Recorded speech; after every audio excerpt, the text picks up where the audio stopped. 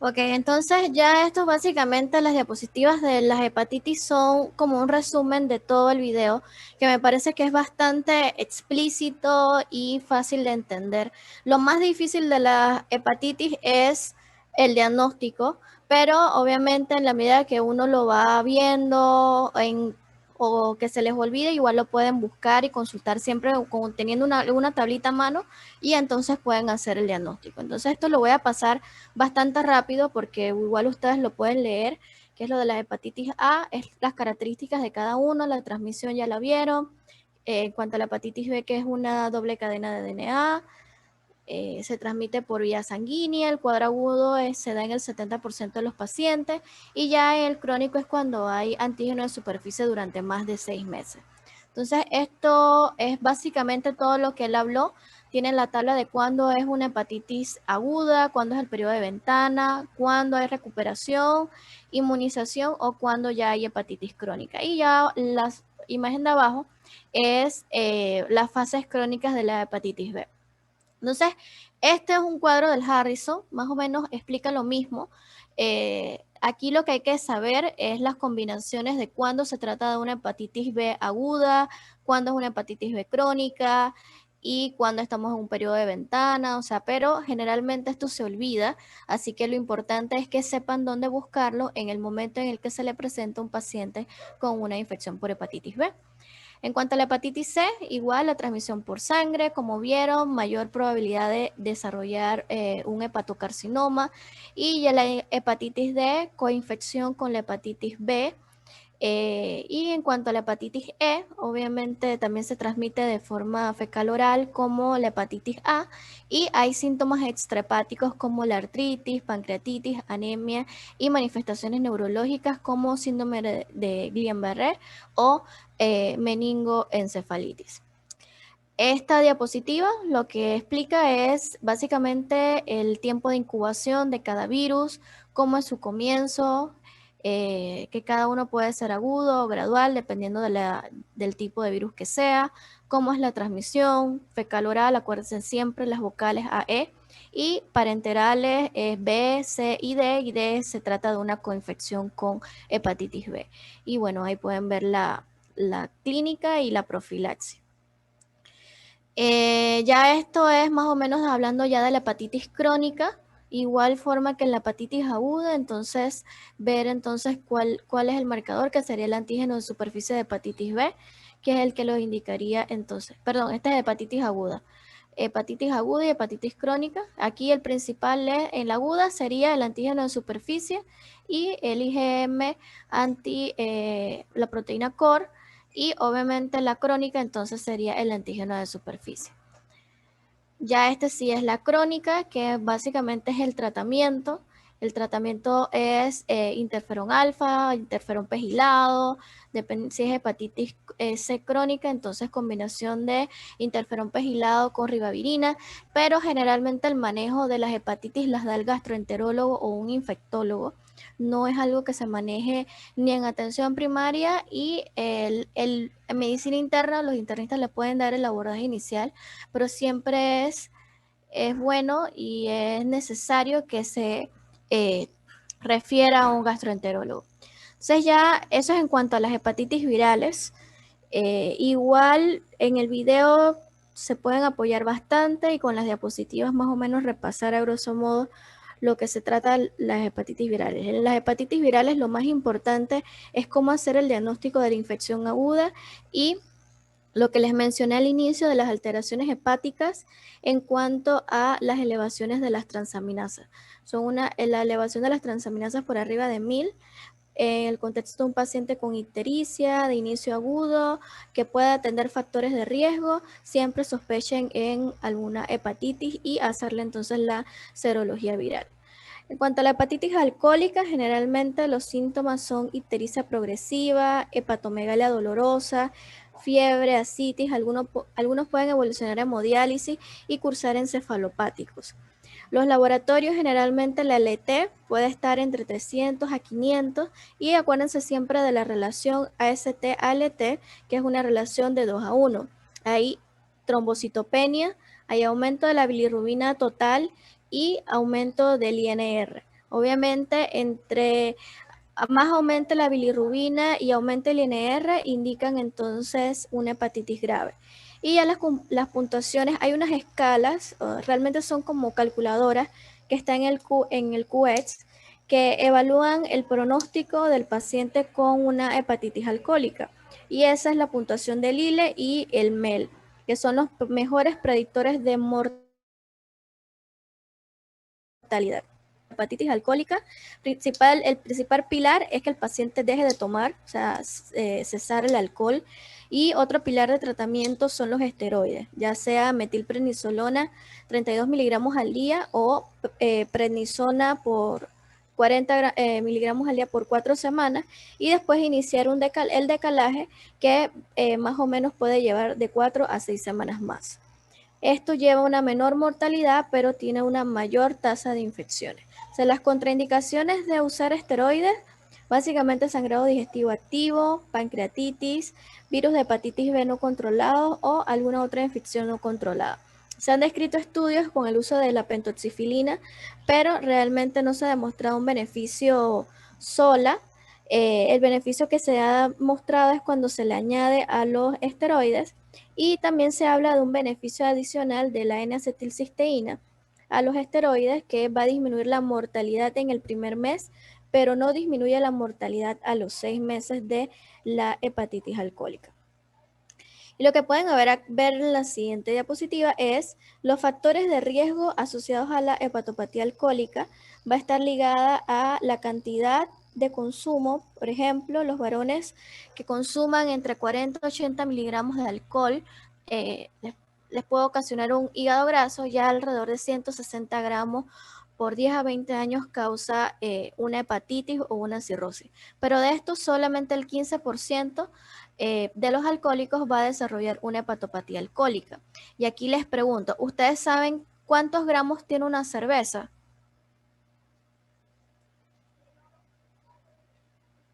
O es que ahora nadie toma y no saben cuántos gramos se están tomando. En realidad es algo que yo tomo, pero no así mucho, pero nunca me había puesto a ver eso en Nunca te habías realidad. puesto, ok, más o menos depende obviamente el porcentaje de alcohol también, ¿no? Pero tiene alrededor más o menos de 10 gramos cada cerveza. Entonces, si se están tomando entre 4 a 8, ya serían los 80 miligramos por día de etanol, que puede condicionar o puede evolucionarte a un hígado graso. Entonces, las mujeres tienen mayor susceptibilidad de una hepatopatía alcohólica. O sea que en las mujeres el consumo de alcohol debe ser menor, o sea, alrededor de no más de 20 gramos por día. O sea, no más de 2 bebidas alcohólicas al día puede ser seguro para el sexo femenino. En cuanto a la hepatitis C, la infección por hepatitis C concurrente con la hepatopatía alcohólica va a empeorar el cuadro y va a tener una mayor gravedad, y obviamente se va a asociar a cambios histológicos y menor supervivencia. La genética también está ligada en cuanto a la proteína 3, que contiene el dominio de la fosfolipasa semejante a la patatina, que se va a relacionar con la cirrosis alcohólica, y lo otro es el hígado graso. Entonces, si tienen un paciente que es obeso, diabético, dislipidémico y además de eso consume alcohol de manera crónica, tiene un mayor riesgo de cursar con una hepatopatía alcohólica. Entonces, dentro del diagnóstico, en cuanto a los laboratorios, siempre acuérdense la relación AST-ALT mayor de 2. La AST puede estar aumentada de 2 a 7 veces, igual que la LT, pero la relación siempre se va a mantener. Aquí les ponen que casi siempre es mayor que 1, pero lo que te da el diagnóstico realmente es AST mayor que ALT, una relación de 2 a 1. La GGT y la bilirrubina son inespecíficos para la hepatopatía alcohólica y son más específicos para lo que es los patrones colestásicos. Y ya este básicamente es el tratamiento de la hepatitis alcohólica, la abstinencia alcohólica, apoyo nutricional, siempre establecer o hacerle el cálculo de la mortalidad, o sea, del pronóstico del paciente. Aquellos pacientes que tienen un MEL arriba de 21 tienen peor pronóstico, y obviamente entonces establecer la parte terapéutica, que lo ideal es darle esteroides, ya sea prednisona 32 miligramos vía oral por 4 días y después hacer su decalaje en 4 semanas. Y la otra alternativa sería la pentoxifilina, 400 miligramos vía oral cada 8 horas por 4 semanas. Entonces eso es más o menos a grosso modo sobre la hepatitis alcohólica. Si se van al libro, el libro tiene mucha más información, habla de la fisiopatología y todas esas cosas, pero creo que son temas muy extensos para meterlos nada más en 2 horas. Y lo que a mí me interesa es que por lo menos ustedes sepan diagnosticarlo, sepan cuáles son los factores de riesgo, sepan identificar los síntomas: ictericia progresiva, hepatomegalia dolorosa, fiebre, ascitis en el contexto de un paciente con factores de riesgo. Sospechen siempre una hepatitis alcohólica y obviamente la terapéutica, ¿no? Aunque igual ella es una patología de segundo o tercer nivel, no es algo que ustedes van a ver en atención primaria y tampoco es que es una patología que sea muy frecuente. Así que eso es lo que a mí más me interesa que ustedes puedan captar de la hepatitis alcohólica. No sé si tienen alguna pregunta o algo o seguimos. ¿No? Ok, bueno. Vamos a entrar entonces en lo que es la esteatosis hepática. En cuanto a las dos charlitas que siguen ahorita son esteatosis hepática y cirrosis hepática, que ahí sí me extendí un poco más porque me parece que es bien importante que aprendamos a identificarlas y a diagnosticarlas y que conozcan el manejo de cada una. Entonces, el objetivo de la estatosis hepática básicamente es establecer la patogénesis, la epidemiología, características clínicas, el diagnóstico y el manejo de la misma. Entonces, las guías prácticas de la Asociación de Hepática de Hígado establece que la enfermedad que la estetopatitis no alcohólica o la estatosis hepática es una enfermedad clínica histopatológica con características histológicas que se asemejan a la lesión hepática inducida por el alcohol, pero por definición en pacientes con poca o ninguna historia de consumo de alcohol. Son similares, pero el paciente que tiene estatosis hepática no tiene historia de consumo de alcohol. Entonces, una estatosis hepática simple puede evolucionar a una estatosis hepática con componente necroinflamatorio, que es lo que se conoce como una esteatohepatitis, y esta esteatohepatitis es lo que va a evolucionar entonces a cirrosis. En cuanto a la patogenia, realmente no ha sido completamente dilucidada. Se han establecido distintas etiologías, como lo es la resistencia a la insulina, el daño oxidativo, el hierro hepático, la acción de la leptina, deficiencia de antioxidantes o la presencia de bacterias intestinales. Cuanto a la resistencia a la insulina, principalmente la obesidad y la diabetes son los principales factores que han sido asociados a la misma resistencia y a su vez a la patogenia de los pacientes con NAF o con esteatosis hepática. Entonces, aquí lo que pueden ver es la activación, más o menos es como un algoritmo que explica la patogenia, en donde se da la activación de la quinasa activadora del factor nuclear beta. Eso lleva entonces a la resistencia de la insulina, aumenta la lipólisis periférica, disminuye entonces la lipogénesis y este aumento de la lipólisis periférica lleva entonces a un aumento de los ácidos grasos libres. Ese aumento de ácidos grasos libres va a condicionar que a nivel del hepatocito se produzca una mayor beta-oxidación mitocondrial, una mayor oxidación peroxisomal y aumento entonces de los triglicéridos y se forma o se da entonces lo que es la esteatosis. Entonces, la resistencia a la insulina va a estar ligada al aumento de los ácidos grasos libres, que va a llevar entonces a la sobrecarga de hierro, activación del citocromo P450, aumento de la beta-oxidación mitocondrial, anormalidades mitocondriales, activación del factor de necrosis tumoral y activación de la lipoxidagenasa. Todo esto va a llevar entonces a un estrés oxidativo que va a condicionar inflamación o necrosis celular, que puede llevar entonces a una esteatohepatitis o activación de las células estrelladas, que va a llevar entonces a la fibrosis y que el paciente desarrolle cirrosis hepática. Entonces, la epidemiología se observa en todo el mundo, hay una prevalencia alrededor del 6 al 35%. Es uno de los trastornos hepáticos más comunes en los países industrializados occidentales, principalmente porque nosotros tenemos una alta incidencia de obesidad y diabetes. Y en Estados Unidos tiene una prevalencia entre el 10 al 46%. con informes de biopsias que informan con una prevalencia de esteatohepatitis no alcohólica de alrededor del 3 al 5%. Los factores de riesgo, todo lo que englobe un síndrome metabólico, obesidad, hipertensión, resistencia a la insulina y dislipidemia, va a condicionar entonces la aparición de la estetosis hepática. Y en cuanto a las manifestaciones clínicas, muchos pacientes cursan asintomáticos, pero hay otros en los que causa fatiga, malestar o leve incomodidad a nivel del hipocondrio derecho, y principalmente lo que es fatiga, malestar y esa incomodidad en el hipocondrio derecho puede condicionar entonces la presencia de una esteatohepatitis no alcohólica, porque hay ya inflamación del mismo tejido hepático.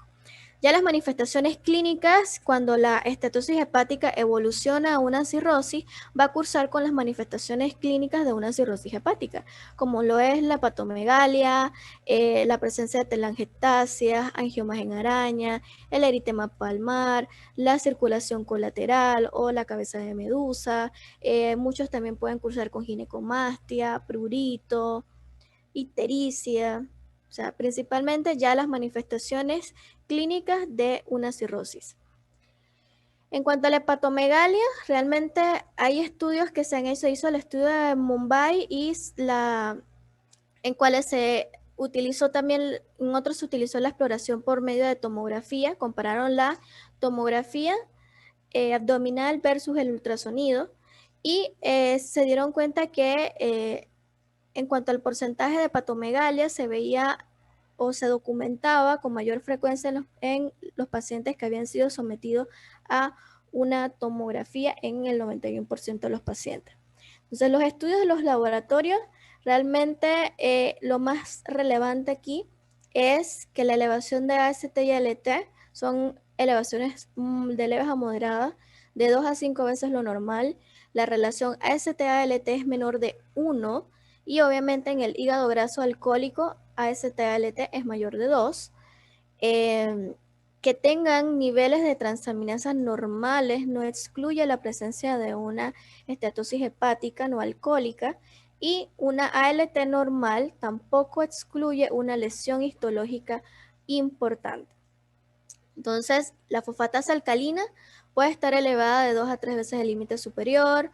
La albúmina y las bilirrubinas pueden estar dentro de rangos normales, o ya en el caso de que el paciente evolucione a cirrosis, la albúmina va a disminuir y las bilirrubinas van a aumentar.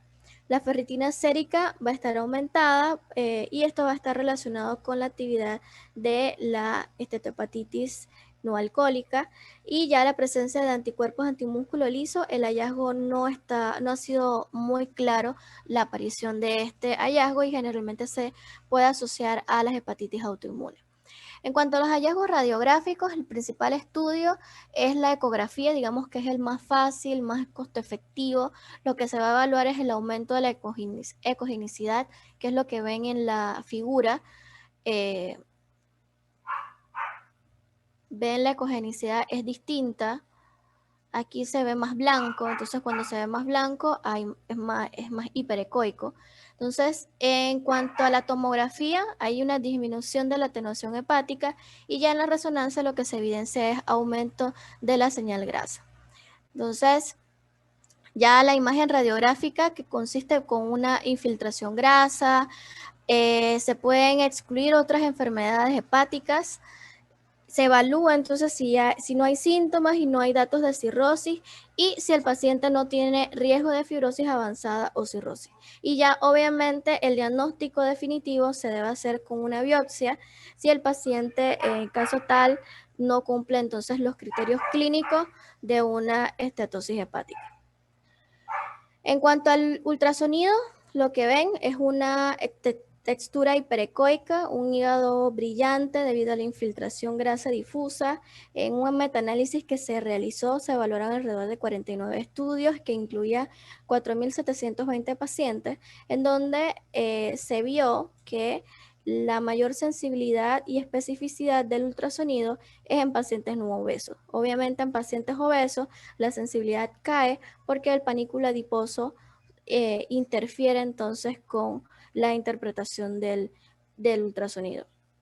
Ya en cuanto a la tomografía, la resonancia o la espectroscopía por resonancia magnética, lo que evidencia es que pueden identificar la estatosis, pero no son lo suficientemente sensibles para detectar inflamación o cirrosis.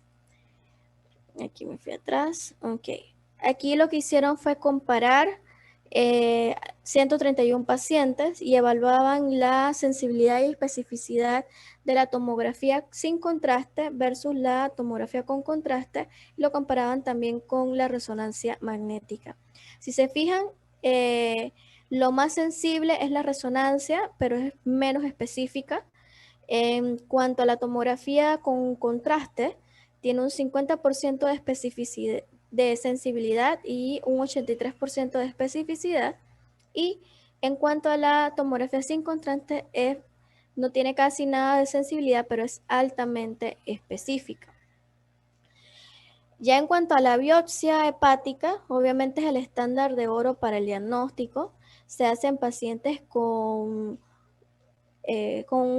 o con una idea poco clara de la evaluación. O sea, se hacen pacientes con un diagnóstico que no se tiene claro o que realmente el cuadro clínico no es totalmente confirmatorio de una estatohepatitis. Obviamente va a definir el diagnóstico de la estatohepatitis no alcohólica y permite excluir otras enfermedades y determina entonces la gravedad de la misma. Las indicaciones de la biopsia hepática es pacientes que tienen presencia de estigmas periféricos de hepatopatía crónica, esplenomegalia, citopenia o si tienen ferritina sérica mayor de 1.5 veces el límite superior, o en pacientes mayores de 45 años con obesidad y diabetes. Ya los hallazgos histológicos pueden ser de leve, moderado a grave y uno de los criterios mínimos es que tengan más de 5% de los hepatocitos atóticos en una sección de tejido hepático. Otra parte del diagnóstico es demostrar la estatosis hepática mediante las imágenes, es decir, ustedes tienen un paciente que tiene un cuadro clínico sugestivo de una estatosis hepática, tiene los factores de riesgo, obeso, dislipidémico, le hacen un ultrasonido y este ultrasonido evidencia entonces un hígado hiperecoico y obviamente en el contexto de un paciente que no consume alcohol, tienen un gran porcentaje, o sea, una mayor probabilidad de que el paciente esté debutando con una estatosis hepática. Entonces, como hablamos, la biopsia hepática, obviamente cuando el diagnóstico no está claro, cuando se desea evaluar el grado de alguna lesión hepática y cuando se quiere diferenciar el hígado graso no alcohólico de una esteatohepatitis no alcohólica. Ya descartar otros trastornos como consumo significativo de alcohol, uso de medicamentos hepatotóxicos, la presencia de una estatosis hepática relacionada con el embarazo. Se deben descartar los virus de la hepatitis, posibilidades de hepatitis autoinmune en el contexto de mujeres jóvenes que empiezan con datos de estatosis hepática pero que no cumple con los factores de riesgo y tienen algunas otras manifestaciones de enfermedad autoinmune, entonces descartar una hepatitis autoinmune. Ya la hemocromatosis es bastante rara, igual que la deficiencia de alfa-1 antitripsina. Evaluar entonces la presencia de los anticuerpos antivirus de hepatitis C, las serologías por hepatitis A, a los antígenos de superficie de hepatitis B, básicamente dentro del abordaje de las hepatitis para buscar otra posibilidad de daño hepático. Ya el manejo, básicamente el pilar de tratamiento de la estatosis hepática es la pérdida de peso. Es realmente la única terapia que ha demostrado beneficios, es que el paciente pierda peso a una tasa de más o menos o un ritmo de 0.5 kilos a 1 kilo por semana. Eso es lo que realmente ha demostrado que revierte los efectos de la estatosis hepática. Ya la vacunación, obviamente, vacunarlos contra hepatitis A y B, si el paciente no tiene evidencias de inmunidad serológica. Las otras vacunas que se le deben colocar es antineumocócica, la influenza y antitetánica. Valorar entonces el control adecuado de los factores de riesgo, ya sea si el paciente es diabético, obviamente optimizar el control glicémico, si el paciente es dislipidémico, entonces abordar la parte del uso de las estatinas, y las estatinas tienden a ser seguras a pesar de que hay un daño hepático que pudiese ser reversible dependiendo del momento en el que se haga el diagnóstico. Se le debe decir al paciente que no puede consumir alcohol. Y en cuanto al uso de la vitamina D, que es otro pilar que se ha considerado como tratamiento, es en aquellos pacientes que tienen una fibrosis avanzada y la dosis es de 400 unidades por día. Es importante con la vitamina D que evalúen si el paciente tiene diabetes o no. No se le da a los pacientes diabéticos, y si el paciente tiene antecedentes de cáncer de próstata, tampoco se le da a esos pacientes. ¿Tienen alguna duda con estatosis hepática?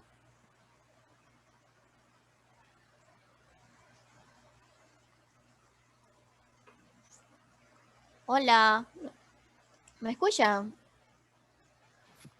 Sí, doctora, sí se Sí, escucha. doctora. Es que está cayendo un aguacero, así que no sé si me están escuchando bien. Sí la Te escuchamos escucho, bien. doctora. Ok, entonces vamos a entrar en cirrosis hepática. Entonces, los objetivos de la cirrosis es conocer parte de la fisiología y los hallazgos clínicos, la utilidad y la aplicación de las escalas, las características clínicas del examen físico en los pacientes con cirrosis, mencionar la etiología, el diagnóstico y mencionar las complicaciones. Entonces, el concepto de cirrosis hepática es un proceso difuso de fibrosis y hay conversión de la arquitectura normal en un conjunto de nódulos, o sea que hay un daño estructural a nivel hepático. El estadio final se puede ver en cualquier enfermedad crónica del hígado y es un daño irreversible. En cambio, si la comparamos con la estatosis hepática, yo les dije que el cambio es reversible en la estatosis hepática dependiendo del momento en donde se haga el diagnóstico. Ya cuando el paciente tiene cirrosis, ya no hay vuelta atrás. O sea, el daño es irreversible. En cuanto a la epidemiología mundial, tiene una prevalencia de alrededor de 100 por cada 100.000 habitantes y se dan alrededor de 800.000 muertes anuales en el mundo. En Estados Unidos es la 12ª causa de muerte global, es la 6ª causa de muerte entre los 25 y los 44 años y la 5ª causa de muerte entre los 45 y 64 años. Y obviamente, si se fijan, las edades productivas básicamente están entre los 25 y 64 años y es donde se da una mayor mortalidad. Por ende, entonces, esto genera un gran impacto en la economía en cada país. Entonces, en cuanto a la fisiopatología, hay activación de las células estrelladas del hígado, que son células perisinusoidales, que estas van a perder sus depósitos de vitamina A y van a ir, por así decirlo, a una conversión en miofibroblastos hepáticos contráctiles.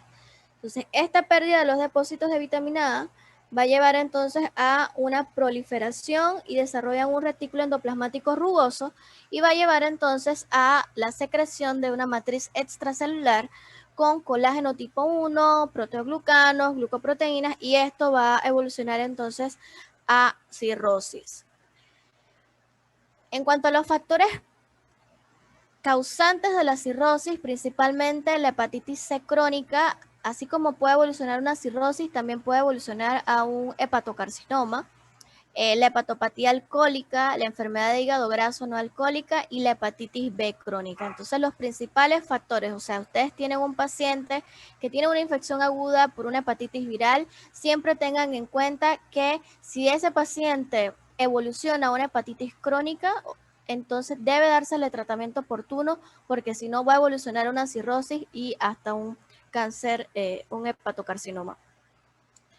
Hay otras etiologías, pero ya es en menos del 2% de los casos, ya son enfermedades hepáticas colestásicas y autoinmunitarias, como la cirrosis biliar primaria, con las itis esclerosantes. En caso de que haya obstrucción biliar intrahepática por una obstrucción mecánica, por la presencia de un tumor, por atresia biliar o por fibrosis quística, y trastornos metabólicos como la enfermedad de Wilson, deficiencia de alfa-1 antitripsina o la obstrucción del flujo de salida venoso hepático. Si hay un síndrome de Budd-Chiari o una enfermedad veno-oclusiva, pueden condicionar entonces la aparición de cirrosis. La fisiopatología de la cirrosis se engloba en dos grandes pilares, que es la hipertensión portal, que es un estado circulatorio hiperdinámico, y la insuficiencia hepática. Entonces, en cuanto a la hipertensión portal, hay aumento de la resistencia al flujo portal y hay un incremento del flujo de entrada venoso portal. Entonces, hay depósitos de tejido fibroso y también a su vez hay vasoconstricción activa. Los depósitos de tejido fibroso van a llevar a que haya una compresión por parte de los nódulos intrahepáticos regenerativos, y la vasoconstricción activa va a llevar entonces a una deficiencia de óxido nítrico y acción de vasoconstrictores. Y todo esto va a contribuir al aumento de la resistencia al flujo portal y por ende entonces a hipertensión portal. Cuando ya hay inversión del flujo de los vasos que drenan en el sistema porta, cuando se descomprime el sistema, este tiende a ser insuficiente. Entonces hay un aumento del flujo de entrada, se va a condicionar entonces o la aparición de vasodilatación esplátnica por aumento del óxido nítrico extrahepático, que va a llevar entonces a una vasodilatación sistémica, activación entonces del sistema renina-angiotensina-aldosterona, reducción del volumen arterial, y por la activación del sistema renina-angiotensina-aldosterona va entonces a haber retención de sodio, expansión de volumen y un estado circulatorio hiperdinámico con incremento del flujo de entrada portal. Entonces, esto es muy importante porque yo en muchas diapositivas he hablado de sensibilidad y especificidad. Entonces, ¿ustedes entienden qué es sensibilidad y especificidad? Más o ¿O menos. no? Más o menos. Sensibilidad es la que, a mí me enseñaron que sensibilidad ve a los sanos y los específicos para ver los enfermos. Al o sea, como el revés. porcentaje de sensibilidad es con los enfermos. Sí. Y sensibilidad Y especificidad es con los sanos. Ah, lo ¿Ok? dije al revés yo mismo. Ajá, exacto. Pero sí, eso es importante, porque hay sensibilidad y especificidad en los signos clínicos, que lo van a ver ahora, hay sensibilidad y especificidad de una prueba. Entonces, ¿cuál sería la característica ideal de un estudio diagnóstico? Que tenga alta sensibilidad y alta especificidad, o baja sensibilidad y alta especificidad, o que tenga baja sensibilidad y baja especificidad, o que tenga alta especificidad y baja sensibilidad. ¿Cuáles creen ustedes que sería lo ideal? Hablando de una prueba diagnóstica o un estudio. Como yo les puse los estudios, por ejemplo, que comparaban la tomografía con la resonancia. ¿Qué es lo ideal? Que sea altamente sensible y altamente específico, o que sea todas las opciones y las combinaciones que les puse. Bueno, de por sí la sensibilidad debería ser alta. Uh-huh. Y no estoy muy seguro de la especificidad. Lo ideal es que sea altamente sensible y altamente específico, porque así te da la posibilidad de que tú puedas captar todos los enfermos y de igual forma puedes excluir todos los sanos. ¿Me explico? Porque lo que hace la especificidad es eso, que te capta entonces los sanos y la sensibilidad te capta los enfermos. Bueno, lo vamos a ver aquí, se los voy a explicar un poquito mejor. Entonces, el término sensibilidad y especificidad se van a utilizar para describir el poder discriminatorio de signos físicos. Entonces, la sensibilidad es la proporción de pacientes con un diagnóstico que tienen un signo físico. Es decir, un ejemplo, ustedes tienen un paciente con cirrosis y el paciente tiene ascitis. Yo voy a evaluar la sensibilidad de la ascitis como un signo clínico. Entonces, entre más sensible, o sea, ¿cómo les explico? A mayor sensibilidad, o sea, lo podemos captar, si hay una sensibilidad más alta, es que la ascitis va a estar presente en el paciente que tiene cirrosis. No sé si me expliqué. ahí. Bueno, yo lo entendí. Ustedes me entendieron. Ok. Entonces, la especificidad es la proporción de pacientes que no tienen el diagnóstico y que tampoco tienen el signo, o sea, que tienen un resultado negativo. Entonces, aquí viene lo que es el LR. ¿Han escuchado el LR de las cosas? El Light Radio. ¿Nunca han escuchado esa palabra? Bueno, Yo, más que nada en pandemia se ha desatado ese término. Creo que lo he escuchado bastante. Ok. Para El análisis de LR, los datos. ok, les explico. Entonces, el LR positivo va a ser la proporción de pacientes que tienen la enfermedad y que tienen el signo, dividido entre la proporción de pacientes que no tienen la enfermedad y que también tienen el mismo signo. ¿Okay? Entonces, un LR positivo va a describir cómo cambia la probabilidad cuando el hallazgo está presente. Por ejemplo, les digo, igual con la citis. La citis tiene un LR positivo de 10. Quiere decir que hay un porcentaje de más del 50% de que los pacientes con cirrosis vayan a cursar con ascitis. Eso es lo que implica un LR positivo. La probabilidad, hay una mayor probabilidad de que teniendo ese signo, el paciente tenga la enfermedad. Y un LR negativo es la proporción de pacientes con la enfermedad que no tienen ese signo, dividido por la proporción de pacientes sin enfermedad que también carecen del signo. Entonces, el LR negativo va a describir cómo cambia cuando el hallazgo está ausente. Ahora, con el mismo ejemplo, yo les digo que el LR es de 0.5. Entonces, quiere decir que hay una menor probabilidad, o sea, como un 10% de que el paciente que tenga citis no tenga cirrosis. ¿Me explico? ¿Me expliqué ahí o no? Porque esto es confuso, pero es importante que lo entiendan. Bueno, nadie dice nada, vamos a seguir. Ok, entonces la interpretación del LR. Entonces, los hallazgos con LR mayor a 1 aumenta la probabilidad de la enfermedad si tienen el signo positivo. El LR que se encuentra entre 0 y 1 va a disminuir la probabilidad de la enfermedad a pesar de que tenga el signo positivo. Entonces, cuando está más cerca de 0, será en contra de la enfermedad. Y un LR igual a 1 no tiene valor diagnóstico porque no cambia la probabilidad en absoluto.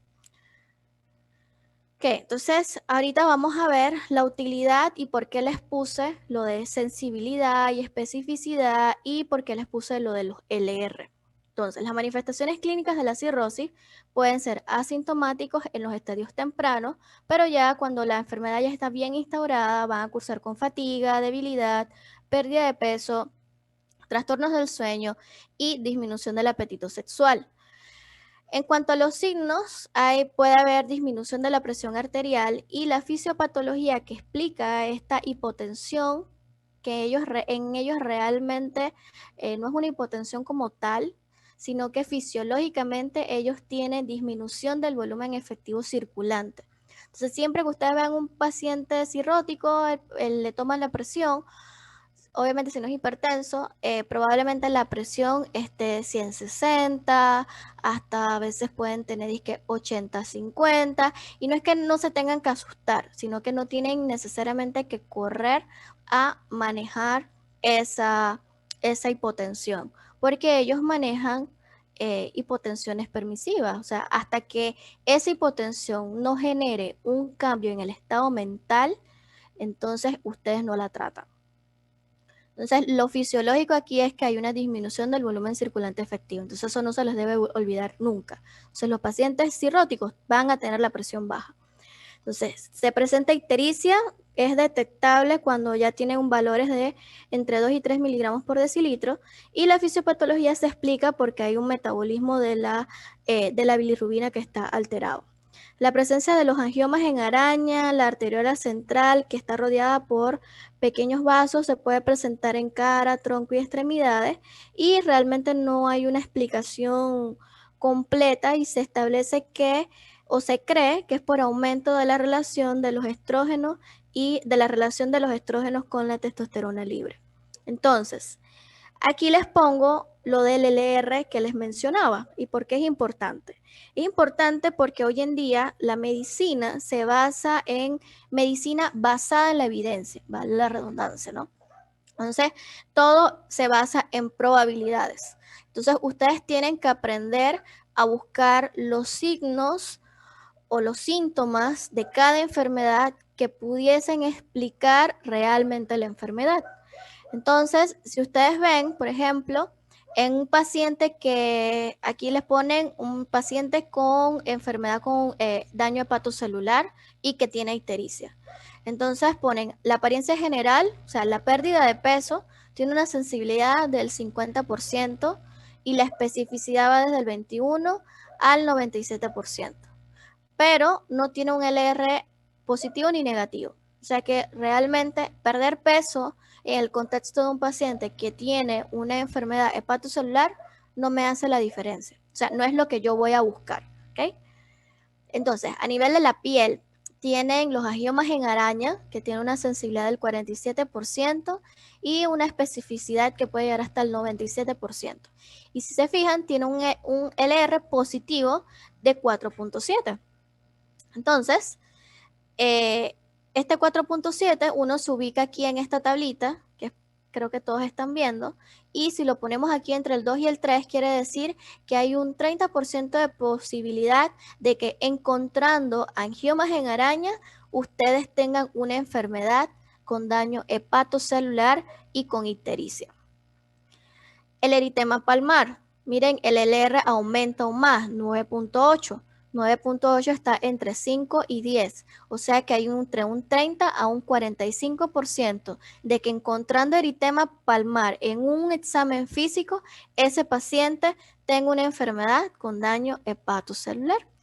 Y si ven las venas dilatadas a nivel abdominal, miren el LR que tiene 17.5, o sea que más del 50% de los pacientes que ustedes le encuentren venas abdominales dilatadas o las cabezas de medusa van a tener una enfermedad con daño hepatocelular e ictericia.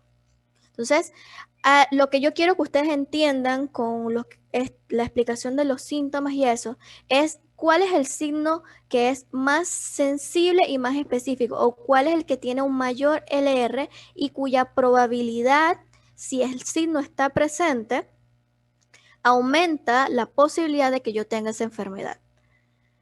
¿Eso se entendió? Sí, doctora. Sí, doctora. Entonces, Ok. al final Sí, doctora. Ajá. nos guiamos, doctora, por el LR o por El la... LR, no, el LR. El Es el LR, que manda, ok. ese es el que manda, ese es el que te va a establecer la probabilidad. O sea, uno puede hablar de sensibilidad y especificidad en el contexto de un signo, pero si te fijas, es muy variable. Va desde el 42% la sensibilidad hasta un 98%. Pero cuando le aplicas el LR, le sacas el LR positivo, te da un 17.5. O sea que más del 50% ya se pasó, más de 10. Cuando es más de 10, quiere decir que cuando ustedes encuentren ese signo, más del 50% de los pacientes que lo tengan van a tener una enfermedad con daño hepatocelular. Y como les presenté en la primera diapositiva, una de las causas de daño hepatocelular es la cirrosis. Entonces, esa es la utilidad. O puede ser cirrosis, puede ser hepatitis, puede ser lo que ustedes quieran a nivel hepático, pero que haya condicionado un daño crónico que haga que se presente que se dé esa manifestación. O sea, miren por lo menos con la citis. La citis es una manifestación muy frecuente de los pacientes con cirrosis. Pero también se puede presentar en otras enfermedades con daño hepatocelular e ictericia. Entonces tiene una sensibilidad del 44%, pero una especificidad del 90%. Entonces, pero el LR es de 4.4. O sea que entre un 15 a un 30% de los pacientes que ustedes le encuentren ascitis, lo primero que ustedes deberían de pensar es que hay un daño hepático. ¿Okay? Eso es muy importante. Miren entonces ahora con la vesícula palpable. Tiene un LR de 0.04. ¿Qué piensan ustedes o cómo creen que se puede interpretar eso? Que no tiene probabilidad de que sea un daño hepatocelular. Exactamente. Entonces, cuando tienes un LR negativo, obviamente la probabilidad de que tener eso presente explique la enfermedad que tú estás sospechando, disminuye. O sea, si ustedes tienen una vesícula palpable de cañón, ustedes saben, no, esto no es hepatocelular, esto va por otro lado, ya saben que eso no es hepático como tal.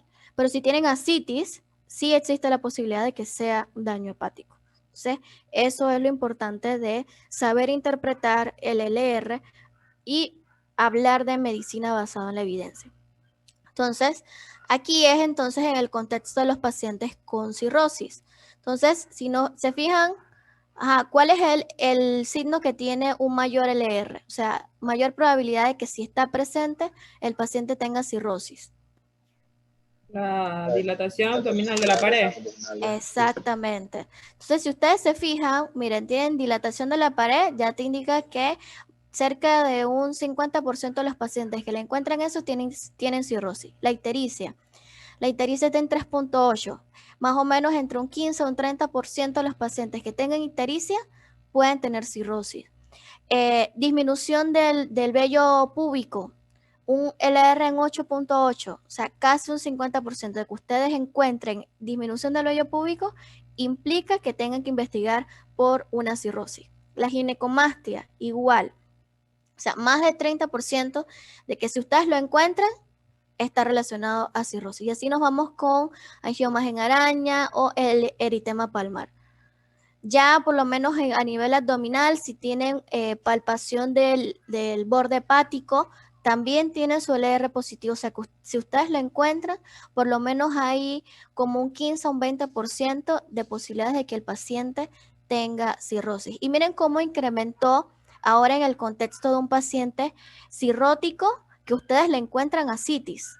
Aumentó la probabilidad en 6.6. El anterior era 4.4, porque esta era para daño hepatocelular, una enfermedad hepatocelular. O sea que hay otras causas de ascitis que no solamente son la cirrosis, pero en el contexto de un paciente cirrótico, que ustedes están sospechando cirrosis, la presencia de ascitis se da entre un 30 a un 45%. O sea, aumenta la probabilidad de que encontrando ascitis el paciente tenga cirrosis. Y obviamente igual, la encefalopatía te lo dan muy pocas cosas, entonces si tienen la presencia de encefalopatía, obviamente mayor probabilidades de tener cirrosis. Entonces, si yo les pregunto en el examen, ¿cuál es el LR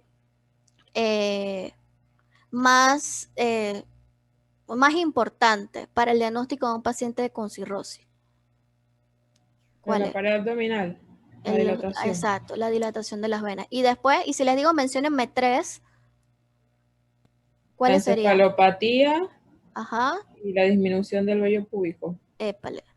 Y así nos vamos. Entonces, esa es la importancia de que ustedes vean y cuando hagan el examen físico, piensen o busquen el LR de cada signo.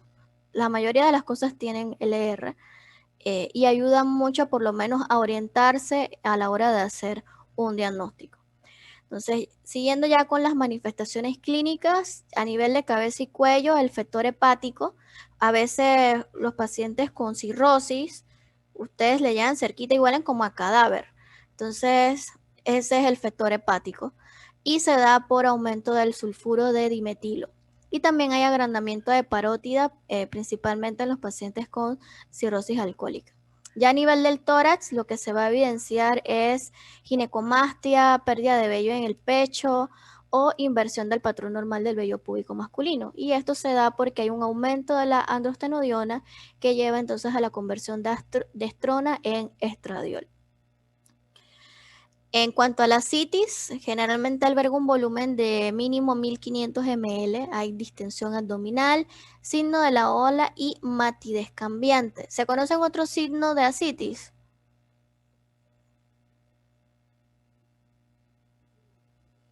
¿Y saben cómo se evalúan esas cosas? Bueno, cuando yo roté, Ajá. teníamos un paciente que tenía eso y nos mandaron a evaluar la citis. Entonces, y que con la onda, que uno pone la mano de un lado y golpea con la otra y si sientes yo sentí como una vibración o un puje, creo que era así, no sé, doctora. Sí, es igual así, nos dejaron solitos en ese momento a ver si lo podíamos así y a veces uno no sabe si lo está haciendo bien. Ok, sí, lo que hace es que obviamente el paciente en decúbito supino, ustedes colocan la mano derecha del lado obviamente derecho y percuten del lado izquierdo. Colocan la mano como paralela, por así decirlo, y percuten y van a sentir como que algo los choca. Cuando algo los choca, ese es el líquido que se está desplazando. Y la matidez cambiante, ¿cómo se evalúa?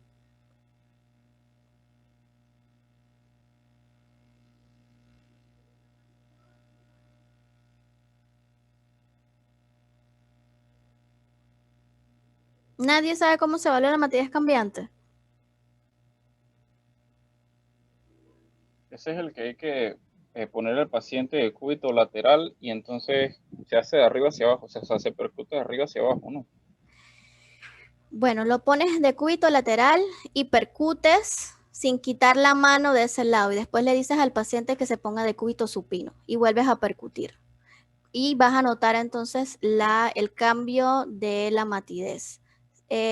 Cuando él está de cúbito lateral, como el líquido se ha desplazado a las zonas de declive, probablemente lo vayas a escuchar timpánico inicialmente, ¿no?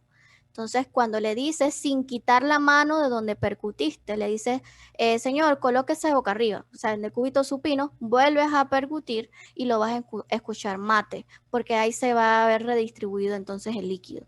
Eso es la matidez cambiante. Y hay otro signo que es el timpanismo coronal. ¿Saben qué es el timpanismo coronal?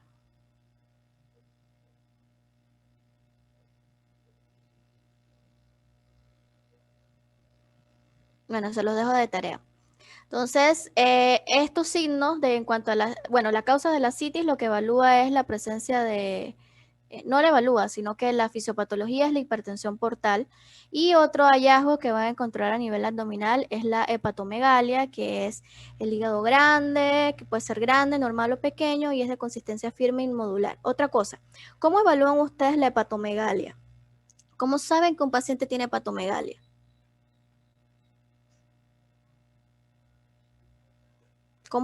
¿Qué hacen? Ustedes ya están en 10, o sea, a un pasito ya de irse al hospital y quedarse no totalmente solos, pero... Cuando lo está palpando al paciente, Ajá. cuando está palpando al paciente, el hígado se debe, a ver cómo es que he dicho, la medida debe estar después del el borde costal. Pero ¿cómo te das cuenta de que eso está por debajo del reborde costal? O sea, acuérdense que cuando ustedes van a evaluar a un paciente, hay 4 pasos que hay que seguir. ¿Cuáles son? Inspección, Inspección. palpación, Acuérdense, estamos en abdomen. En abdomen, ¿cómo es? Inspección. inspección, ocultación, palpación y percusión. Percusión y palpación, o palpación, percusión. Al final eso sí no altera yo percuto primero y después palpo.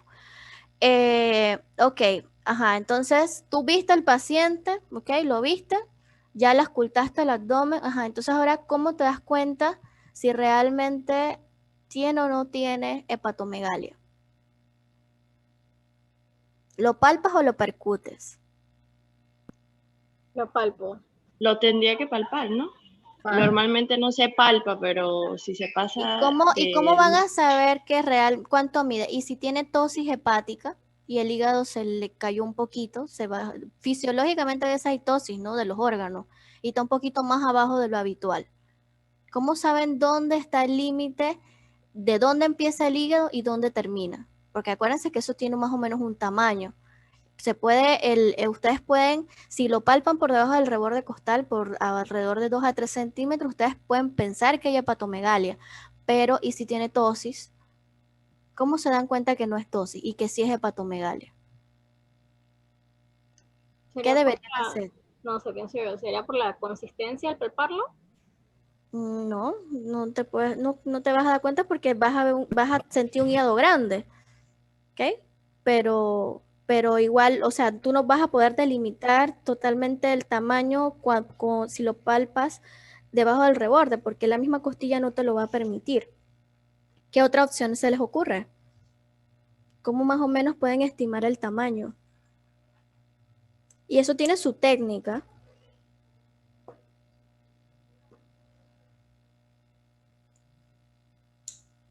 ¿Les digo o se los dejo de tarea?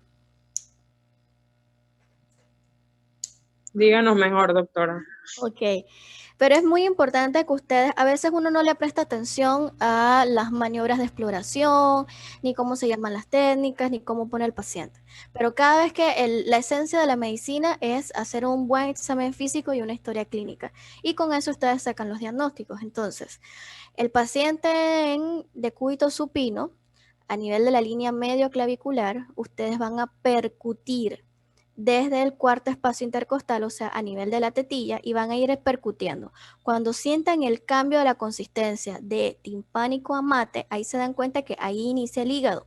Y lo siguen percutiendo hasta que llegan al reborde costal. Y entonces lo miden desde cuando cambió la consistencia de timpánico a mate hasta donde ustedes lo palpan debajo del reborde costal. Y más o menos si está después de alrededor de unos 13 centímetros, más o menos lo pueden calcular. Ahí se dan cuenta que el paciente tiene hepatomegalia. Pero lo ideal es que lo percutan. Siempre tienen que percutir para poder que ustedes ubiquen dónde está el hígado. Porque a veces pasa eso, que el paciente tiene una tosis y entonces el hígado está más abajo y eso es fisiológico. Y si ustedes nada más lo palpan, van a pensar que tiene hepatomegalia y resulta que no tiene, porque no lo percutieron. ¿Se entendió esa parte de cómo se explora? Sí, Eso es muy importante que ustedes lo tengan claro. Igual cómo se explora el vaso, cómo se explora los riñones, etcétera, en el contexto de otras enfermedades. ¿Y por qué se los digo? Porque ustedes ahorita lo ven como que, si me lo sé bien, si no me lo sé, no importa. Pero cuando ustedes están en el hospital, ustedes van a tener estudiantes y ustedes tienen que enseñarle a los estudiantes. Entonces, la forma de aprender, o sea, uno enseña y aprende a la vez, porque cuando tú enseñas, reafirmas lo que sabes. Entonces, es una forma de que ustedes se enfoquen, ok, yo voy a aprender esto, lo voy a practicar, porque yo no sé cuándo me toca a mí enseñarle a alguien más.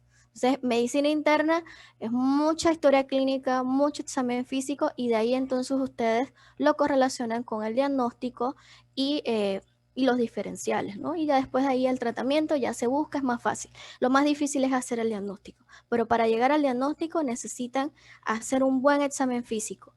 Y si por lo menos no se acuerdan ahorita de las maniobras, de cómo se evalúa cada órgano, entonces cuando tengan chancito, chance después de estos 2 meses, o en algún momento que tengan libre, repásenla, vean videos. Es más fácil ver videos que ponerse a leer el libro. Entonces, vean videos de cómo lo hacen, de qué buscan y esas cosas. Y eso hará que no se les olvide. Gracias, doctora. De nada. Entonces vamos con la CITI. Ay, espérense, me pasé. Ok, entonces con la CITI, miren igual lo mismo, ¿no? Miren cómo aquí ponen el LR, le ponen para cuando es inspección, es el edema, el LR mayor, que mayor probabilidad de que obviamente tengas una cirrosis. Y aquí te ponen el signo de la ola. Sin embargo, este libro lo pone así, pero cuando ustedes lo buscan en la literatura, realmente el signo más sensible y específico es la matidez cambiante. O sea, acuérdense, pues si se los preguntan en el examen, el signo más sensible y específico para evaluar a CITI es matidez cambiante. No me vayan a poner el signo de la ola, aunque el libro lo diga que es el signo de la ola. Pero aquí creo que no mencionan, bueno, mi inglés es un poquito malo. Así que ya saben, es matidez cambiante. Ok, entonces la fisiopatología de por qué se da la CITI. Entonces, en un paciente cirrótico, como ya vieron, hay hipertensión portal. Entonces, por medio del óxido nítrico, si el óxido nítrico está aumentado, va a haber entonces vasodilatación esplátnica. Esa vasodilatación esplátnica va a llevar a una disminución del volumen circulante efectivo. Cuando hay una disminución del volumen circulante, los vasoreceptores lo detectan, obviamente, y entonces va a haber un aumento de la secreción de vasopresina. A nivel del sistema nervioso central también se van a activar los hormoreceptores y obviamente va a llevar entonces a retención de sodio y una vasoconstricción renal. Y obviamente también hay activación del sistema renina-angiotensina-aldosterona. Esta disminución del volumen arterial efectivo va a llevar entonces a una disminución del gasto cardíaco. Entonces, todos estos hallazgos fisiopatológicos, aumento de la vasopresina, va a llevar a una menor excreción de agua libre y por ende, la consecuencia es una hiponatremia dilucional. En los pacientes cirróticos, ustedes van a ver que tienen el sodio bajo, pero no, el problema no es el sodio, el problema es la cantidad de agua. ¿Se acuerdan en la clase de hiponatremia cuál era la diferencia a nivel, cómo está el sodio urinario en un paciente con cirrosis? ¿Está alto o bajo?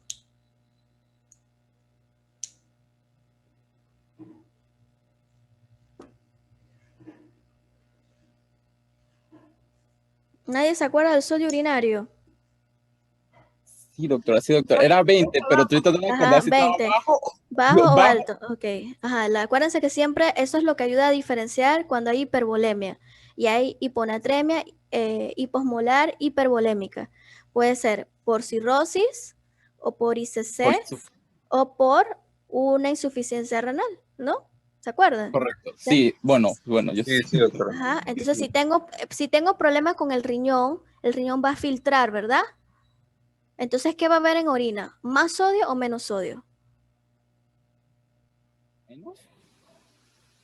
Acuérdate que lo botas todo, lo botas, el riñón no te funciona, no lo vas a reabsorber. Debería haber más sodio. En orina debería estar aumentado, ¿no?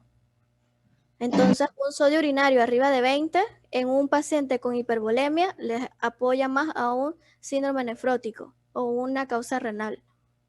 Y si tú tienes el problema no es a nivel renal, el problema es que tienes mucha agua. O sea, el sodio está bien, pero está diluido. Entonces, ¿cómo va a estar el sodio urinario?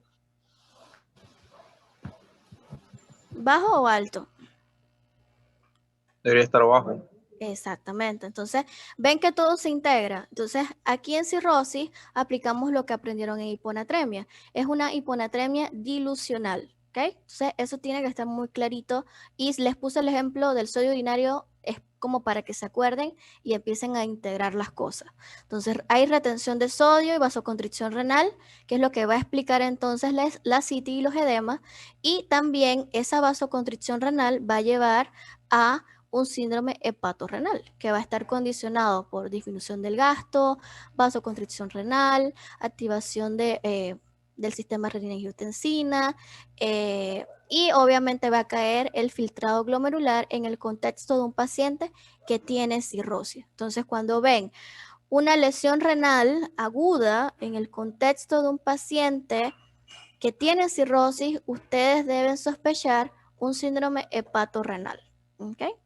Eso es otra cosa que no me voy a poner a preguntarles de lesión renal aguda porque no vamos a acabar la clase. Pero la idea es que ustedes vayan integrando todas las cositas que van aprendiendo, porque todo en algún momento se puede conectar.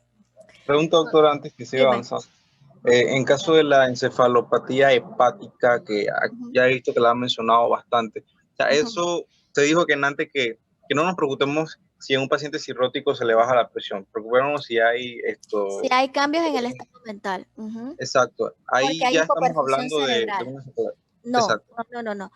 Son dos cosas muy distintas. La encefalopatía hepática se da porque hay acumulación de amonio. O sea, el paciente no excreta el amonio y el amoníaco pasa la barrera hematoencefálica y atraviesa como amonio. Y es el amonio el causante de la encefalopatía hepática. Digamos que por toxicidad, porque el hígado no funciona, tu hígado no funciona, no metaboliza. No lo metaboliza, ok. Entonces, como no lo metabolizas, el amonio no lo puedes excretar. Se reabsorbe a nivel intestinal, va a la sangre y pasa a la barrera hematoencefálica y se produce entonces una encefalopatía hepática por amonio. No es lo mismo que en un paciente que tú tienes la presión baja y por tener la presión tan baja se causa una hipoperfusión cerebral. Son cosas distintas. Uno es algo metabólico y la otra cosa es, digamos que vascular. Entonces, cuando tienes la presión muy baja, obviamente todo el cuerpo humano trabaja a presiones. Si tienes la presión muy baja, los principales órganos que sufren es, digamos que el cuerpo es tan sabio que sacrifica todo para que no sufra tu riñón, no sufra tu cerebro y principalmente riñón y cerebro es lo que trata de resguardar el cuerpo humano. Pero cuando tienes la presión tan baja, la hipoperfusión cerebral causa alteraciones en el estado de conciencia. Entonces, eso tienen que tenerlo en cuenta. Y a nivel renal, entonces causa aumento de la creatinina y disminución del filtrado glomerular. O sea, la tasa de filtración cae porque cae el gasto urinario. Entonces, son cosas, digamos que diferentes. La encefalopatía hepática es propiamente metabólico. Clarito, bueno, gracias. De nada. Aquí lo que ven es lo mismo, básicamente es cómo se evalúa lo del hígado. Y miren, ¿no? Si lo palpan, aquí lo percuten, pero ellos no le ponen significancia estadística a la parte de percutirlo como una detección de la hepatomegalia, pero sí a la parte de palparlo. Entonces, obviamente, palpar el hígado por debajo del reborde costal les da un 233 probabilidades, o sea, más de casi el 100% de que el paciente tenga alguna alteración, de que tenga hepatomegalia, ¿no? Pero acuérdense que siempre están los cambios que son fisiológicos. ¿Cómo pueden diferenciar? Si el paciente tiene una tosis, entonces percutiéndolo. Entonces se acompañan las dos herramientas. Lo percuten y lo palpan. Eso obviamente les da una mayor certeza a la hora de evaluar la hepatomegalia. Bueno, esto básicamente es lo mismo, casi lo mismo, igual. Ya en enfermedad renal crónica, obviamente palparlo les da una mayor probabilidad de tener hepatomegalia. Y bueno, ya con la esplenomegalia también es por la hipertensión portal, las cabezas de medusa, es lo que ustedes ven acá. El caput de la mítica Gorgona medusa y las fisiopatologías por hipertensión portal. Hay derivación de la sangre a través de las venas umbilicales, apertura de la vena umbilical que ha sido obliterada y prominencia de las venas en la pared abdominal anterior. Este es el principal signo o con el signo que tiene mayor LR a la hora de evaluar cirrosis hepática. Ya el murmullo de Kurvelien-Baumgarten generalmente se oculta en el epigastrio y va a aumentar con las maniobras que van a aumentar la presión intraabdominal, ¿no? Ahí lo pueden escuchar. Es un soplo que se escucha a nivel del epigastrio en el contexto de un paciente que tiene cirrosis hepática y lo que denota es hipertensión portal, que en donde las conexiones del sistema porta se unen con remanentes de la vena umbilical. Entonces, cuando pasa, hace el sonido de un soplo. Y los hallazgos geniturinarios, la atrofia testicular por aumento de la androstenodiona, en donde la estrona se convierte entonces a estradiol. Ya a nivel de las extremidades hay eritema palmar, que interesa la región tenar y la región hipotenar y va a respetar las porciones centrales de la palma, y realmente la fisiopatología no se conoce bien. Y las uñas de Terry y de Muerkel es lo que ustedes ven acá, es la parte blanca en los 2 tercios unguiales proximales y la parte roja en la parte distal. Y las líneas de Muerkel o los clavos de Muerkel, como quieran ponerle, son bandas blancas separadas por color normal. ¿En qué patología se acuerdan que vimos las líneas de Muerkel? Muerkel, ajá. ¿Se acuerdan? Que denotaba hipoalbuminemia. ¿Es nefrótico? Exactamente, en síndrome nefrótico. Entonces, tanto lo pueden ver en un síndrome nefrótico como lo pueden ver en un paciente con cirrosis, y principalmente es porque lo que denota es hipoalbuminemia. Entonces el clubing, que obviamente este es las uñas en vidrio de reloj, un ángulo entre la placa de la uña y el pliegue proximal, que es más de 180 grados. La fisiopatología no se conoce. También hay osteoartropatías hipertróficas y la contractura de Dupuytren, que realmente es un engrosamiento y acortamiento de la fascia palmar y causa deformidades de flexión en los dedos. Y tampoco se conoce bien la fisiopatología y piensan que es por aumento de los radicales libres del metabolismo de las hiposantinas. Entonces ya en los hallazgos neurológicos está la asterixis, el aleteo bilateral sincrónico y la encefalopatía. La asterixis es un temblor involuntario de las manos. Ustedes le piden al paciente que ustedes están sospechando que tenga cierto grado de encefalopatía hepática, que les muestre las manos, o sea, que las levante, pues.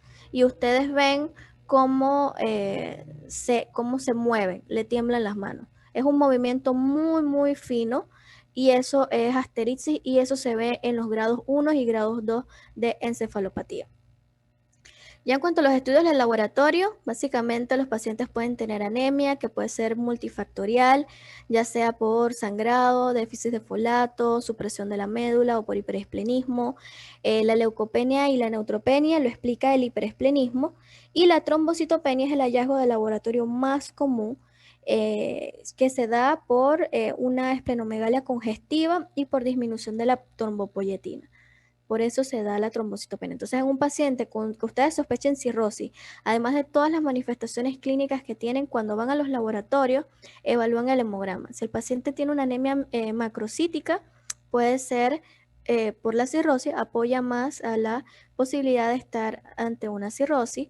Si tiene leucopenia y neutropenia, también los ayuda, aunque no es un hallazgo muy característico, pero la trombocitopenia sí es muy característica de los pacientes con cirrosis. Entonces, si tienen una anemia macrocítica y el paciente tiene trombocitopenia y tienen un paciente con ascitis, consumo crónico de alcohol o con algún otro factor de riesgo, ya ustedes están más que seguros que el paciente tiene cirrosis. Las aminotransferasas generalmente pueden estar moderadas a elevadas, no hay mucha alteración, pero la ST es mayor que la LT. La fosfatasa alcalina se eleva más con el patrón colestásico y la GGT se correlaciona entonces con los niveles de la fosfatasa alcalina.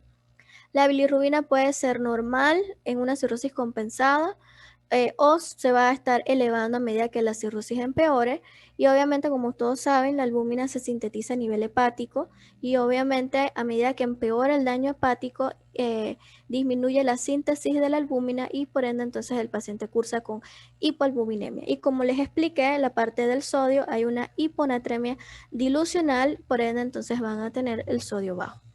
En cuanto a los tiempos de coagulación, el TP va a aumentar y a medida que la función hepática disminuye. Y esto es porque el TP se produce o se sintetiza a nivel hepático.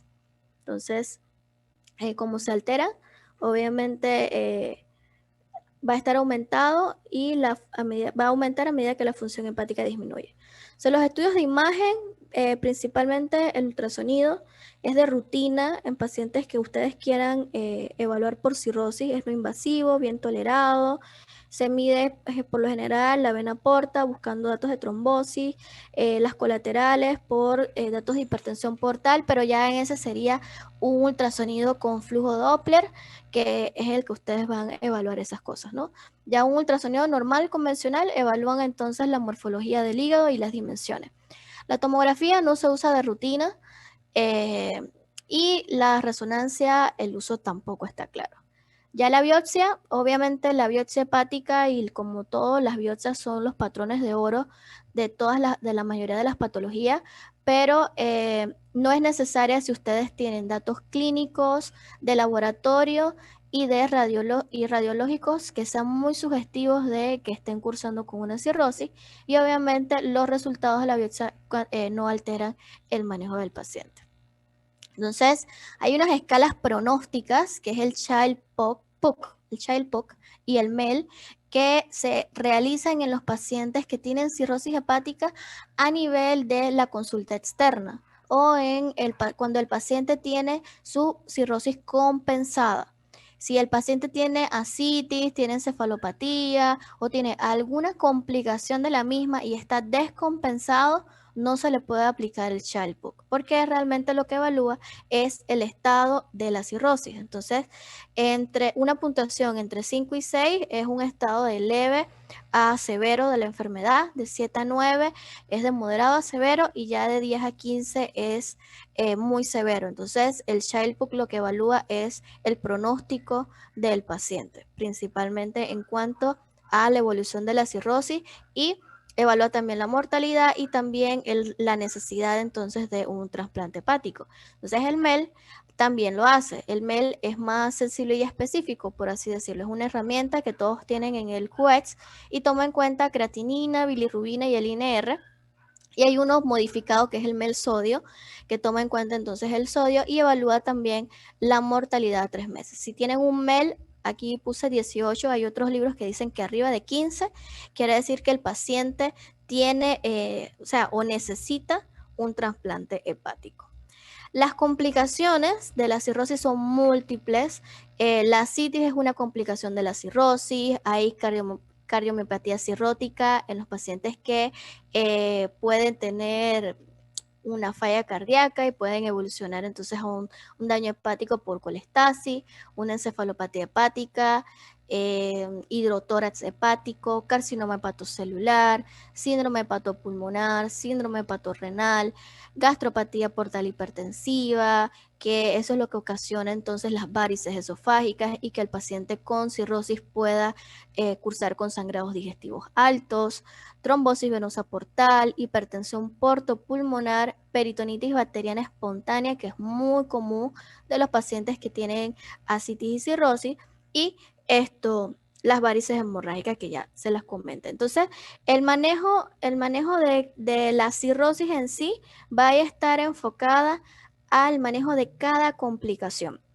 Si el paciente tiene ascitis, se le maneja entonces la ascitis con la restricción del sodio en la dieta y con el uso de diuréticos. Si el paciente, pónganse que tiene un síndrome hepatorrenal, se le suspenden todos los medicamentos para ver y se le hidrata. El pilar es la hidratación, depende del tipo de síndrome hepatorrenal que tenga y así sucesivamente, ¿no?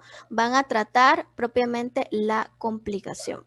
Entonces aquí les pongo en cuanto al síndrome hepatopulmonar, cuál es la presencia de este signo, cuál es el IU-radio que mayor apoya la probabilidad de tener un síndrome hepatopulmonar en el paciente con una enfermedad hepática crónica, es la cianosis y el clubing, o sea, uñas en vidrio de reloj y cianosis en el contexto de un paciente con cirrosis apoya a la probabilidad de que ese paciente le esté desarrollando un síndrome hepatopulmonar. Sin embargo, si se fijan, la probabilidad no es que sea tan alta, ¿no? Está entre un 15 a un 20% que el hallazgo de las uñas en vidrio de reloj y la cianosis apoyen a un síndrome hepatopulmonar. Y en cuanto a la hipertensión portopulmonar, el signo más o el hallazgo más característico es el desdoblamiento del S2. Ese sí les da una probabilidad de que si lo escuchan en el contexto también de un paciente que tiene la presión arriba de 140/90 y que es cirrótico, que pueda tener hipertensión portopulmonar.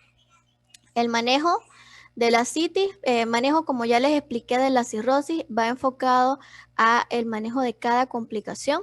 Aquí nada más les voy a mencionar lo de la ascitis porque digamos que es el hallazgo físico más común en cuanto a los pacientes con cirrosis y es una de las principales complicaciones del paciente. Entonces, el abordaje de primera línea es obviamente cesar las bebidas alcohólicas, restricción del sodio en la dieta y educación dietética del paciente es muy importante. El consumo de los diuréticos, principalmente espironolactona y furosemida, que no consuma ningún AINES, porque obviamente el AINES puede empeorar la parte renal y empeorar la parte de la ascitis, y evaluación para trasplante hepático, para eso tiene sus indicaciones ya cuando se trata de una ascitis refractaria, que una ascitis refractaria es aquella que luego de hacer todas las intervenciones, el paciente aún así persiste con ascitis y es necesario hacerle entonces paracentesis evacuadora. Entonces, el manejo fundamental es la dieta, restricción del sodio, menos de 2 gramos al día. La restricción hídrica no es necesaria a menos que el paciente tenga una hiponatremia por debajo de 120. Y ya los diuréticos, la espironolactona, dosis de 100 miligramos y la furosemida 40. Siempre se hace una relación 4-1, 4 de espironolactona, una furosemida. Entonces, el incremento de la dosis combinada va a estar dependiendo, se evalúa de 3 a 5 días y siempre manteniendo la relación entre el peso y la natriuresis. Entonces, la dosis máxima es 400 de espiro y 160 de furosemida, siempre manteniendo la relación 4-1. Aquí básicamente serían 4 tabletas y aquí serían 8, así que al final se mantiene, a ver, no, depende, son de 25 las tabletas. 400 entre 25, ¿cuánto es?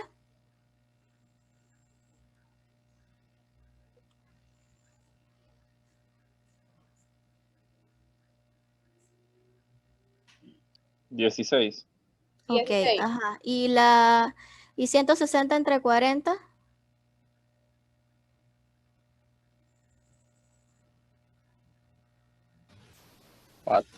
4. Entonces ven que la relación siempre es 4-1, ¿no? 16 entre 4, 4 y 4 entre 4, 1. Entonces siempre mantener la relación 4-1. La dosis tope es darle 400 de espironolactona y 160 de furosemida. Entonces la espironolactona sola es superior a la furosemida en el control de la sobrecarga, pero obviamente necesitan la furosemida por la parte de los líquidos, ¿no? Y obviamente se pueden usar otros diuréticos como amiloride, triantereno o los diacídicos, pero se prefiere el uso de espironolactona y furosemida.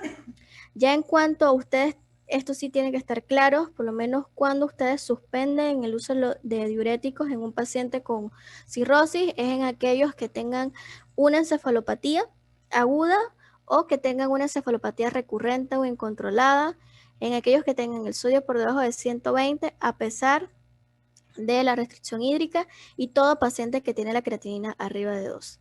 En esos pacientes es fundamental suspenderle el diurético porque la creatinina arriba de 2 incrementa el riesgo para que desarrollen un síndrome hepatorrenal. Y el síndrome hepatorrenal se ha asociado con mortalidad en pacientes con cirrosis. Entonces, ¿qué tienen que recordar? Que en las hepatitis virales las transaminasas se elevan por arriba de 1000, que la transmisión fecal oral es principalmente en las hepatitis A y E, y la transmisión parenteral o por contacto sexual es la hepatitis B, C y D, y la hepatitis D siempre es coinfección de la hepatitis B, siempre va junta. En cuanto al diagnóstico de la hepatitis aguda, es por IgM de antihepatitis A. El de la hepatitis B, ya ustedes lo ven aquí, IgM de hepatitis B, antígeno de superficie de hepatitis B, y que tenga la carga viral también de hepatitis B y el antígeno de replicación positivo. Eso les da el diagnóstico de hepatitis B aguda. En cuanto a la hepatitis C, la presencia de RNA la carga viral de la hepatitis C y hepatitis C también está presente. En la hepatitis D también es IgM positivo, ¿se acuerdan en el video? Y la coinfección con hepatitis B. Y la IgE es IgM antivirus de hepatitis E. Entonces, en la hepatitis alcohólica, los factores de riesgo, la relación de la AST-ALT de 2-1, las escalas pronósticas como Lille y el MEL, y el tratamiento, suspensión del alcohol y el uso de corticoides. En la estatosis hepática, los factores de riesgo, obeso, mal controlado, con enfermedades metabólicas, y que el pilar de tratamiento es que el paciente baje de peso de 0.5 a 1 kilo por semana. Ya en cuanto a la cirrosis hepática, es muy importante que se acuerden de la fisiopatología, que va a estar dada por la hipertensión portal y por la disminución del volumen circulante efectivo. Esto va a explicar todos los hallazgos que ustedes tengan en un paciente cirrótico, y de las complicaciones de un paciente cirrótico también lo va a explicar. es importante que se acuerden o estudien la parte de las manifestaciones clínicas con un LR más alto para cirrosis, el apoyo con los laboratorios, el diagnóstico que es por medio del ultrasonido abdominal porque es más costo efectivo, y el manejo básicamente es tratar las complicaciones de la cirrosis. Y finalizamos cirrosis. ¿Tienen alguna duda o algo que quieran comentar?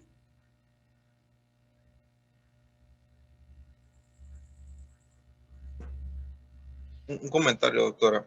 Estaba leyendo ahí en el libro que el ALT es más específico porque precisamente se encuentra en el hígado, mientras que la AST lo puedes encontrar en cualquier otra parte. En cualquier lado.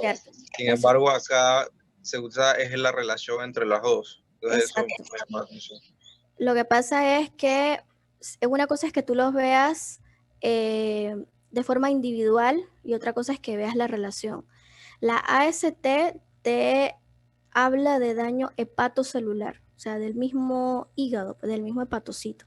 Entonces, por eso la relación está invertida. Eso es en hepatitis alcohólica, que la relación es 2 veces, o sea, AST-ALT 2:1. En las otras es al revés. ¿Ok? Okay. Sí, claro, entonces va a variar de la condición. Exacto, para que nunca se les olvide, la segunda letra es la que marca, ¿no? AL es L de liver, entonces es hígado. Entonces la ALT es de hígado y la AST lo puedes encontrar en el músculo, ya sea corazón, músculo esquelético o en cualquier otro lugar. En la placenta también. Pero aquí lo que cambia es que es en una hepatitis alcohólica y es la relación. Que en esa sí te va a dar entonces un daño ya hepatocelular. Y ya entonces por eso es que se toma en cuenta la relación. Vale, gracias. De nada.